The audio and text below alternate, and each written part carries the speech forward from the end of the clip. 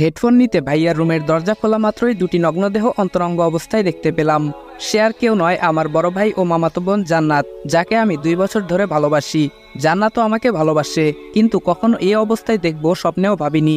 আমাকে দেখে এতক্ষণে ভাইয়া ও জান্নাত কাপড় পরা শুরু করে দিছে। লজ্জায় কেউ কোনো কথা বলছে না। হয়তো আমি এখানে আসবো আশা করেনি। আমি বললাম, ছি ভাইয়া ছি, তোমাকে আমার ভাইয়া বলতে ঘৃণা হচ্ছে। তুমি কি করে এটা করতে পারলে? লজ্জা করলো না? ভাবি থাকা সত্ত্বেও এমনটা করলে। জান্নাত, তোমাকেও বা কি বলবো, ঘৃণা হচ্ছে নিজের প্রতি। জান্নাত মাথা নিচু করে বলল, আবির প্লিজ কাউকে বলো না, আমি তোমার পায়ে পড়ি। আমি বললাম, ছি, তোমার নোংরা মুখে আমার নাম কখনো উচ্চারণ করবে না। কাঁদতে কাঁদতে চলে এলাম আমার রুমে। নিজের চোখকে যেন বিশ্বাস করতে পারছি না। জান্নাত কেন এমন করলো? আমি ওর সাথে শারীরিক সম্পর্ক করতে চাইলাম না বলে আমার ভাইয়ের সাথে এমনটা করবে? সারা রাত কেঁদেই কাটিয়ে দিলাম। বাসার কাকে এই কথাটা বলবো? যদি কাউকে বলি তাহলে তো ভাবির সংসারটা ভেঙে যাবে। ভাবি তো এখন বাপের বাড়িতে। সব ভেবে ডিসিশন নিলাম বাসা থেকে দূরে কোথাও চলে যাব। তাই জমানো মাটির ব্যাংকটা ভাঙলাম। 1336 টাকা ছিল। ব্যাগে কিছু কাপড় ও জমানো টাকাটা নিয়ে বাইরে বের হতেই বাসার সবাই। আম্মু বলল, আবির সকালবেলা কোথায় যাচ্ছিস বাবা? আমি বললাম, মা আমি দূরে কোথাও চলে যাচ্ছি, হয়তো আর ফিরবো না। জান্নাত বলল, কই যাবে তুমি আমাকে ছেড়ে? বিয়ে করার ভয়ে পালাচ্ছ? আমি বললাম, তোর মতো নোংরা মেয়েকে বিয়ে করব আমি কি করে ভাবলি? জান্নাত বলল, আমার সাথে রাত কাটানোর আগে মনে ছিল না? কথাটা শুনেই আম্মু আমার গালে সজোরে একটা থাপ্পড় লাগিয়ে দিল। তোকে আমার ছেলে ভাবতেই ঘৃণা হচ্ছে।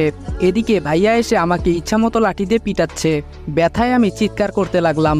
এমন সময় ভাবি তাদের বাসা থেকে চলে আসে। আমায় এমনভাবে মারতে দেখে এগিয়ে আসলো ভাইয়াকে আটকাতে। চোখ দিয়ে অঝরে পানি পড়ছে। নিজের ভাই তার অপরাধ ঢাকতে আমাকে এভাবে মারছে।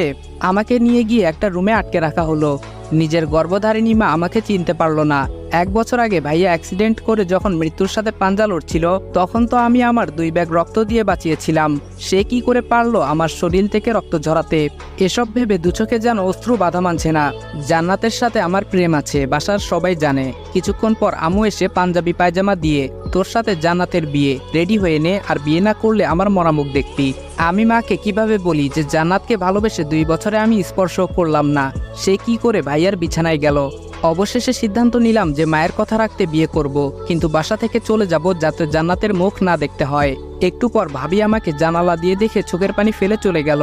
হয়তো তার মনে অনেক প্রশ্ন, কেন আমি এসব করলাম। এদিকে ভাবির মাথায় একটা জিনিস ঢুকছে না। আবির তো জান্নাতকে ভালোবাসে, তাহলে কি এমন হলো যে বিয়ে করতে চাচ্ছে না? বিকেলে কাজে আসলো। আমার ও জান্নাতের বিয়ে পড়ানো হলো। বিয়ে বাড়ি ঠিকই, কিন্তু কারো মনে কোনো আনন্দ নেই। সবার মন খারাপ, শুধু আমার বড় ভাই আকাশ ও জান্নাত ছাড়া। পায়ে ও হাতে প্রচন্ড ব্যথা করতেছে, তবুও কষ্ট করে একটা চিঠি লিখলাম। প্রিয় মা, আমি তোমার কথা রেখেছি মা। আমি জান্নাতকে বিয়ে করেছি। জানো মা, তোমার মরামুখ আমার সহ্য হবে না। জানো মা, আমি তোমাকে অনেক ভালোবাসি। আমার বাবা অনেক আগেই পরপারে চলে গেছে। জানি না সে থাকলে হয়তো আরো অনেক মারতো, কিন্তু তুমি আমাকে মারোনি মা। আমি জানি তুমি আমাকে অনেক ভালোবাসো, অনেক কষ্ট পেয়েছো জানি, কিন্তু আমি কষ্ট দিতে চাইনি। হয়তো একদিন আজকের থেকেও অনেক বেশি কষ্ট পাবে, যেদিন আমার চলে যাওয়ার কারণটা জানবে। একটা জিনিস ভেবে খুব কষ্ট পাইছি মা, তুমিও আমাকে বুঝলে না। আমি অনেক দূরে চলে গেলাম মা, নিজের খেয়াল রাখিও। ইতি, তোমার কলিজার টুকরা।